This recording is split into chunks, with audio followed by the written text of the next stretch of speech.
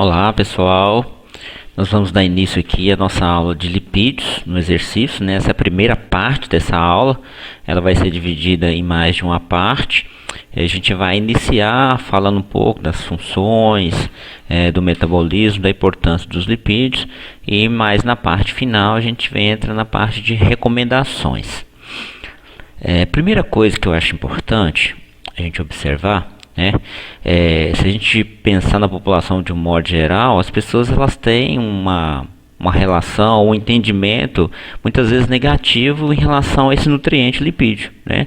As pessoas associam com doenças e com problemas de saúde, e na verdade o que a gente tem que ter em mente é que os lipídios são tão importantes quanto qualquer outro nutriente, né? Eles cumprem funções importantes no nosso corpo e consequentemente na nossa saúde, né? Eu coloquei aqui parte dessas funções, as principais delas, para a gente recordar disso e não ter nenhum receio no consumo de lipídios. Na verdade, o consumo deles é importante para a nossa saúde.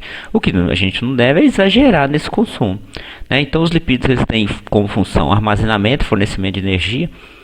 A principal forma de armazenamento de energia que a gente tem no nosso corpo é na forma de lipídio, né, no nosso tecido adiposo. A nossa capacidade de armazenar energia na forma de carboidratos é muito pequena, né, principalmente quando a gente compara com a capacidade de armazenar na forma de lipídio. Então ele tem essa função importante, né, para os momentos de déficit. Essa energia na forma de reserva ela dá um suporte importante. Quando a gente ingere alimentos que têm gordura, a gente pode estar ingerindo ácidos graxos essenciais, que são ácidos graxos que a gente não consegue sintetizar, como por exemplo o ômega 3, e que são importantes para o organismo. A gordura dos alimentos transporta vitaminas lipossolúveis, né? As vitaminas A, D, E e K, que têm funções específicas importantes, tanto para o crescimento e desenvolvimento do nosso corpo, elas são vitaminas que estão inseridas exatamente na fração lipídica dos alimentos, né? A vitamina A tem a função, por exemplo, no ciclo da visão, a vitamina D na formação dos nossos ossos, na captação de cálcio e outras mais, né? Ela tem até funções hormonais. A vitamina E é importantíssima como antioxidante de membrana celular. E a vitamina K é uma vitamina que atua de maneira incisiva na questão da coagulação sanguínea. Além disso, os lipídios têm como função isolante térmico, né? Isso para a gente não faz muita diferença, mas para alguns animais, como para o urso polar, faz, né? Ela é constituinte de membrana celular, né? Se a gente pensar nessa frase aí, lipídio é constituinte de membrana celular. Isso só por isso a gente já pode entender que o lipídio é extremamente importante. Por quê? Porque todos os tecidos corporais são formados por células, e todas as células têm membrana, e essa membrana é uma bicamada de lipídio. A gente tem outras substâncias inseridas ali, como proteínas, mas o principal constituinte da membrana celular é lipídio. Então a gente já pode ter a certeza de que o lipídio é realmente muito importante para a nossa saúde. Ela tem a propriedade de condução de sabor, de palatabilidade, né? Os alimentos que têm gordura, eles têm uma palatabilidade melhor, né? Aumenta o tempo de digestão. Então, quando a gente consome o lipídio, o esvaziamento gástrico é um pouco mais lento, então demora um pouco mais esse esvaziamento gástrico, e ajuda a diminuir o volume da alimentação, porque a densidade energética do lipídio é bem maior, né? Quando a gente compara com as proteínas e com os carboidratos, ela tem uma densidade energética mais que o dobro, né? A gente contabiliza aí 9 quilocalorias para cada grama de lipídio e 4 quilocalorias para cada grama de carboidrato e de proteínas. Aqui só para a gente relembrar, né, um pouco do transporte dos lipídios, né? Quando a gente consome o lipídio, a maioria dos lipídios nos alimentos está na forma de triacilglicerol. Isso precisa ser hidrolisado, degradado, para que a gente absorva lá os ácidos graxos livres e monoacilgliceróis.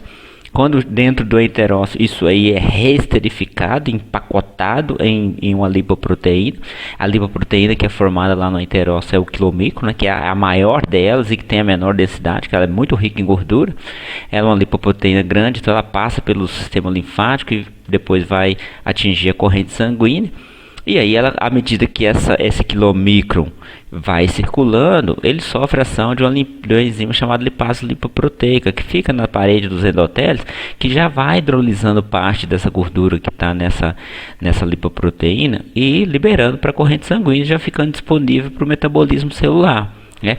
A partir do momento que o quilomicro, esse quilomicro que saiu lá do enterócito, que também é chamado de quilomicro nascente, sofre a ação da LPL e perde parte dos seus ácidos graxos, ele é chamado de quilomicro remanescente, né? E essa estrutura aqui, essa lipoproteína, é captada pelo fígado, ela é desmontada, e o fígado então monta outra lipoproteína, a chamada lipoproteína de muito baixa densidade, a VLDL, e libera para a corrente sanguínea. A VLDL também tem bastante gordura e vai circular, né, transportando gordura para os tecidos.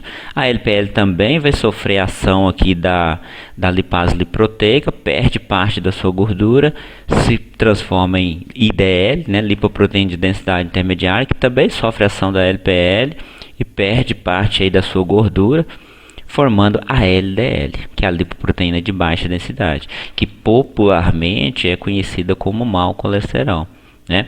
Essa LDL ela já tem uma concentração menor de triacilglicerol e uma concentração maior de colesterol, e ela tem como principal função aí carregar colesterol para os tecidos. E o colesterol é uma molécula muito importante, né? Ela é precursora de vários hormônios, né? Inclusive da vitamina D que nosso corpo fabrica. Então a LDL, na verdade, ela é uma lipoproteína importante e benéfica, porque ela leva colesterol para os tecidos periféricos, né? O que não é bom é a concentração excessiva dela, que está associada ao desenvolvimento do processo aterosclerótico. E além disso, a gente ainda tem a HDL, que é a lipoproteína de alta densidade, popularmente conhecida como colesterol bom, né? Por que ela recebe essa conotação? Porque ela faz o transporte reverso do colesterol, ela retira o excesso de colesterol das artérias, dos tecidos periféricos e leva de volta para o fígado, tá? Aquele ácido graxo que foi liberado durante a circulação dessas lipoproteínas, né, e que fica disponível para o metabolismo celular, ele pode, por exemplo, ser captado pelos adipócitos e armazenado na forma de triacilglicerol, pode ser captado pelo músculo, que também armazena triacilglicerol, só que numa proporção muito menor comparada ao tecido adiposo, ou ser usado para a produção de energia. Então aqui a gente tem uma síntese do transporte, né? E por que as gorduras, né, os lipídios precisam dessas lipoproteínas para se locomover? Porque a afinidade, né, a solubilidade da gordura em água é extremamente baixa. E como o nosso tecido sanguíneo é composto principalmente por água, então a gente precisa de alguma molécula que ajude no carreamento, e as proteínas formando as lipoproteínas e os fosfolipídios vão contribuir para esse processo. Vamos pensar agora um pouco relacionado ao exercício físico, né? Aqui uma estimativa feita por Cury et al. Em 2003 é a respeito do estoque de energia nosso, comparando gordura e carboidrato, tá? E relacionando isso com atividade física, né? Ele pegou aqui um homem adulto com massa de 9.000 gramas de lipídio, ou seja, 9 kg de lipídio, né? É um teor de lipídio relativamente baixo. Se pensar num sujeito aí de 70 quilos, ele é um sujeito bem magro, tá? E o estoque de glicogênio que esse sujeito teria, em torno de 350 gramas. Isso daqui, 9.000 gramas de lipídio, 9 quilos de lipídios, representa 81.000 quilocalorias, que daria para o sujeito andar por 259 horas ou correr por 67 horas. Isso se ele usasse exclusivamente a gordura, o que na prática não acontece, só para ter uma estimativa da dimensão da diferença entre os dois estoques de energia que a gente tem. Em relação ao glicogênio, 350 quilocalorias cada gramas, né? Cada grama 4 quilocalorias, então isso representa 1.400 quilocalorias, daria para caminhar 4,8 horas ou correr por 1,2 horas. Então, se a gente observar esses valores aqui, a diferença, né, na disponibilidade de energia na forma de reserva entre carboidrato e lipídio é muito grande, né? Esses autores aqui fizeram uma estimativa, né? Se o sujeito, um maratonista de elite, usasse só o carboidrato durante a maratona inteira, ele teria normalmente uma reserva aí para correr em torno de 95 minutos. E se ele usasse só lipídio, ele conseguiria correr por 119 horas. Dando de novo para a gente essa dimensão de que a quantidade de energia armazenada na forma de gordura ela é muito maior do que na forma de carboidrato, né? É por isso até que no carboidrato a gente tem que fazer uma reposição praticamente diária. Em relação ainda ao metabolismo de lipídio no exercício, né, a gente precisa relembrar que os lipídios só serão utilizados para a produção de energia no metabolismo aeróbio, ou seja, na presença de oxigênio. Todo o processo de oxidação de lipídio ocorre lá, né, de transformação da molécula de ácido graxo em ATP ocorre dentro da mitocôndria. É lá onde ocorre a respiração celular, que a gente tem lá na cadeia transportadora de elétrons o oxigênio como receptor final de elétrons. Então eu uso isso no metabolismo aeróbio. Quais seriam as fontes de lipídios para oxidação, para produção de energia durante o exercício físico? Então ele pode estar vindo direto do tecido adiposo, né? Lá no tecido adiposo a gente tem uma lipase chamada lipase sensível ao hormônio ou lipase hormônio sensível, tá? As duas nomenclaturas são encontradas, que é a principal enzima responsável pela hidrólise do triacilglicerol que está depositado no seu tecido adiposo. E aí ela libera ácido graxo para a corrente sanguínea. Esse ácido graxo pode ser captado pela célula muscular e ser utilizado. A gente ainda tem a lipase lipoproteica atuando sobre os quilomicros e liberando ácido graxo na corrente sanguínea também, que pode ser captado e utilizado, né? A gente tem a lipase lipoproteica atuando na VLDL e aí liberando também ácido graxo a partir da VLDL e pode ser utilizado pelo músculo. E a gente tem a lipase sensível ao hormônio, né? Igual a essa daqui, só que essa daqui atuando dentro do músculo, degradando aqui o triacilglicerol intramuscular. Então a gente tem uma reserva de gordura dentro do músculo. É interessante que o treinamento aeróbio ele aumenta um pouco essa reserva. Não é nada do ponto que vai afetar a composição corporal do sujeito, mas consegue-se aumentar um pouco a concentração, que já é uma adaptação do nosso corpo à prática regular daquele tipo de exercício físico, né? Ou seja, eu vou colocar um pouco mais de energia na forma de gordura dentro do músculo, porque já está lá dentro, né? Não precisa tirar lá do tecido adiposo, não precisa do músculo captar, então eu já tenho uma energia na forma de gordura que eu consigo utilizar de maneira um pouco mais rápida, né? E o detalhe interessante é que durante o exercício, apenas 10 a 20% dos ácidos graxos sanguíneos são captados e oxidados, né? A gente tem uma oxidação muito maior de gordura no repouso do que durante o exercício mesmo. Esse gráfico aqui ele é semelhante a outro que a gente já viu, que mostra a relação entre substrato energético e intensidade de exercício, né? A participação percentual do substrato energético em relação à intensidade do exercício. E ele mostra aqui, né, como outros autores, que no exercício a 25% do VO2 máximo, né, um exercício de baixa intensidade, a maior parte da energia vem de gordura, tá? Gordura. Quando a gente aumenta a intensidade aqui para 65% de VO2 mais, que vai aí coincidir próximo daquilo que a gente chama de Fat Max, aí a gente já tem uma participação percentual de gordura menor, e um aumento na participação dos carboidratos. Aqui é carboidrato, aqui em cima é carboidrato, né? Mas do ponto de vista absoluto, o consumo, a oxidação de gordura aqui é maior do que aqui. Por quê? Porque no exercício mais intenso, nessa intensidade aqui 65, o gasto energético, ó, ele é mais que o dobro do que nesse aqui. Esse aqui, percentualmente, a gente tem muita gordura atuando, mas a quantidade é pequena porque o gasto energético do exercício é pequeno. E no exercício intenso, que é 85% do VO2 máximo, aí olha só, a participação da gordura é o menor, né? É aquela história que a gente já comentou. Aumenta a intensidade e aumenta a participação dos carboidratos. Percentualmente eu vou aumentando a participação dos carboidratos e vou diminuindo das gorduras, né? Então a oxidação, mas mesmo numa atividade mais intensa, a gente tem a oxidação de gordura, né? Aqui, ó, uma estimativa aqui que a oxidação de ácido graxo ela é significativa mesmo a 80% do VO2 máximo, né? E outro detalhe importante que a oxidação de ácido graxo no repouso ela é maior que 50%, porque no repouso a demanda energética é mais baixa, então dá tempo da célula captar a gordura do sangue e oxidar numa velocidade menor, porque eu preciso de formação, de síntese de ATP numa velocidade menor. Aqui nesse gráfico a gente vê o que é considerado chamado Fat Max, né? O que seria o Fat Max? Nada mais do que a intensidade de exercício na qual há uma maior oxidação de gordura. Então o sujeito testou que o exercício em várias intensidades, encontrou que nesse ponto aqui, que seria 64, mais ou menos 64% do VO2 máximo, ou 74% da frequência cardíaca máxima, o ponto onde você tem um consumo absoluto de lipídio maior, né? O sujeito ainda pode considerar o que é chamado zona de fat max, que seria 10% acima disso aqui e 10% abaixo, tá? 64, né? Até 70 e até 58 mais ou menos. Então é uma intensidade de exercício que o consumo absoluto de lipídio é maior. Só lembrar o seguinte, que é uma intensidade que, se a gente for lembrar do gráfico anterior, vai estar ali naquela coluna do meio ali, né? A segunda coluna do gráfico. Quando a intensidade ela é maior, proporcionalmente a participação de lipídio cai e de forma absoluta também diminui. Mas o gasto energético total acaba sendo maior, tá?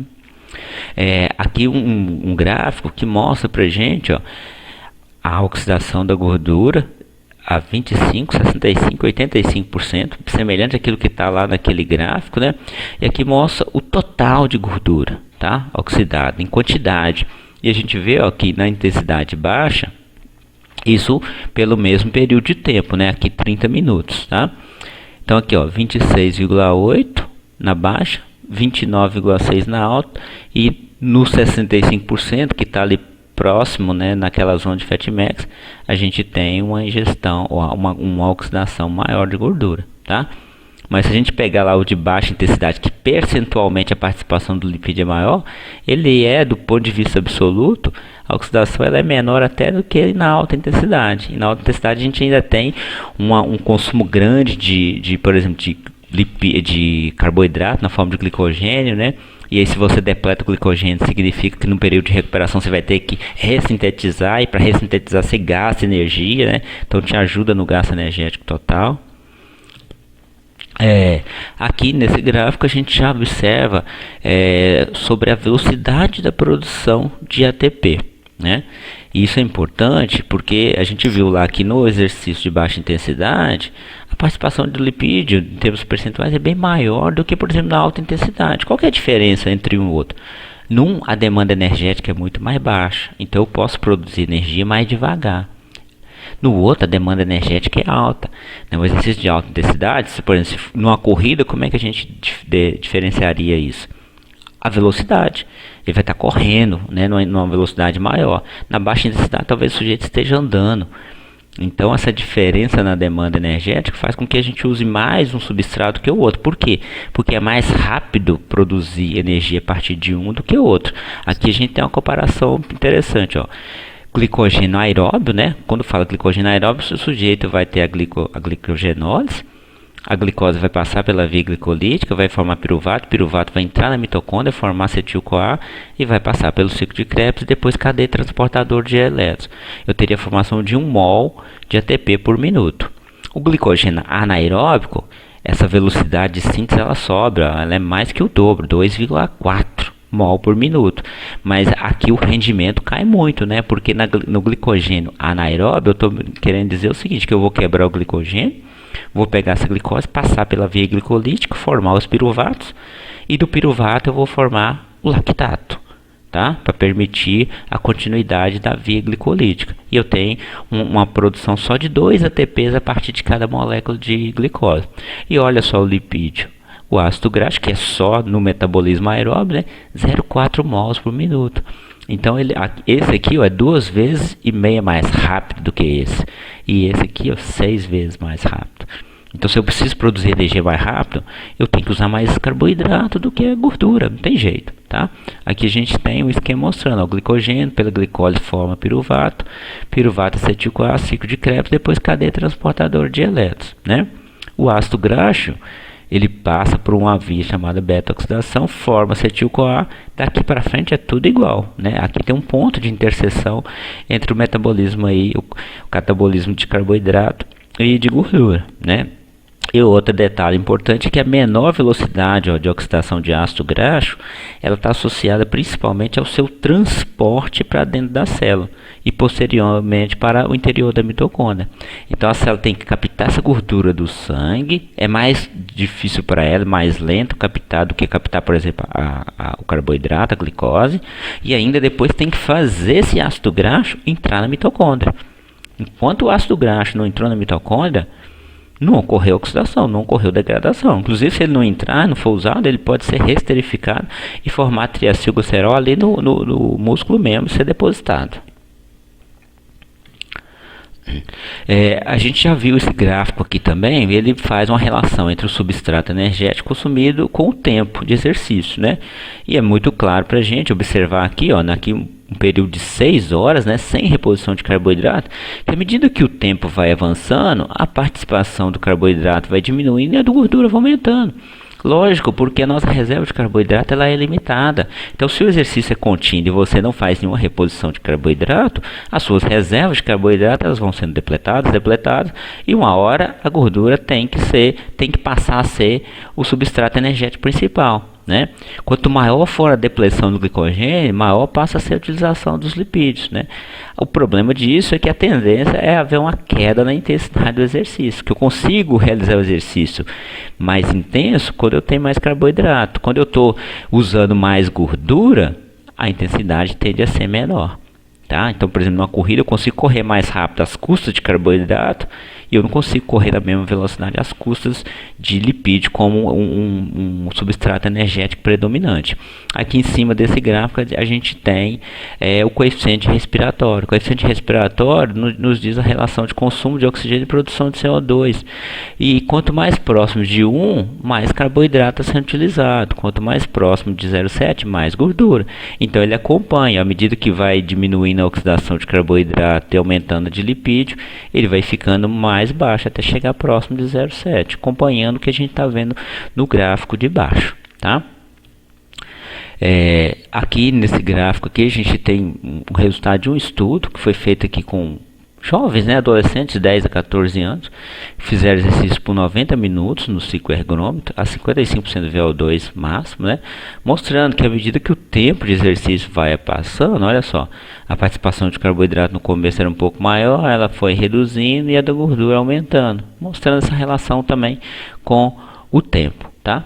E aqui é um gráfico que mostra para a gente uma relação aqui entre as reservas de glicogênio e oxidação de gordura, tá?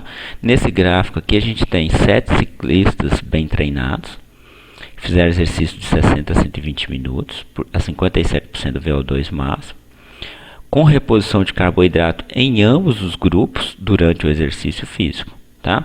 E a gente vê que um grupo consumia dieta com alto carboidrato e uma com baixo carboidrato.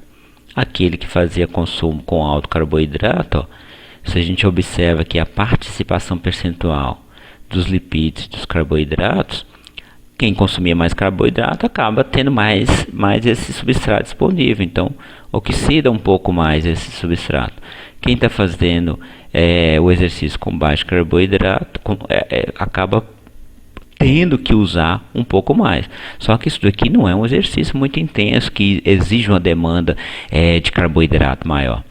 Se aqui em vez de 57% fosse 80% do VO2 máximo, é provável que esse grupo aqui tivesse perda de rendimento físico. Tá? Nós vamos encerrar essa primeira parte da aula nesse gráfico aqui e na parte 2 a gente continua essa discussão. Um abraço a todos.